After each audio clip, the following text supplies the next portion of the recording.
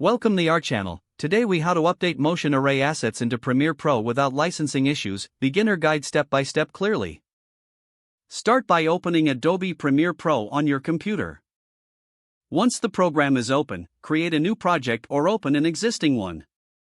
Make sure you are logged into your motion array account in your web browser.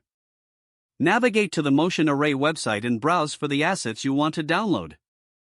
Be sure to check the licensing information for each asset to ensure it meets your project's needs.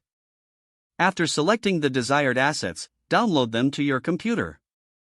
Locate the downloaded assets on your computer. Now return to Premiere Pro. In the Project panel, right-click and select Import. Browse to the location where you saved the downloaded assets. Select the assets and click Open. The assets will now be imported into your Premiere Pro project. To ensure there are no licensing issues, make sure to keep track of your assets. Consider organizing your assets into bins within Premiere Pro for easier management.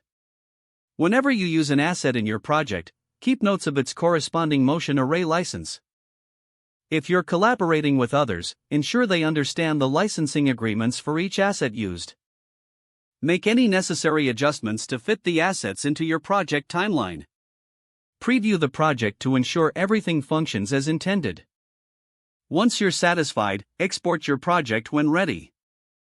If the page does not load, refresh the browser or try again in a private or incognito window. Make sure you are using the correct email address, then retype it carefully to avoid small typos. If your password is not accepted, use the reset option and create a new strong password you can remember.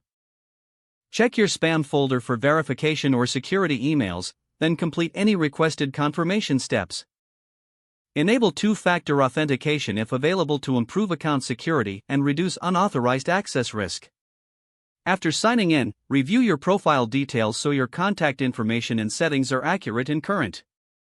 If you see an error message, note it down and try again after restarting your device and internet connection. Log out when you finish, especially on shared devices, to keep your account and payment information secure. If the page does not load, refresh the browser or try again in a private or incognito window. Make sure you are using the correct email address, then retype it carefully to avoid small typos. If your password is not accepted, use the reset option and create a new strong password you can remember. Don't forget to like this video and subscribe to our channel for more step-by-step tech guides.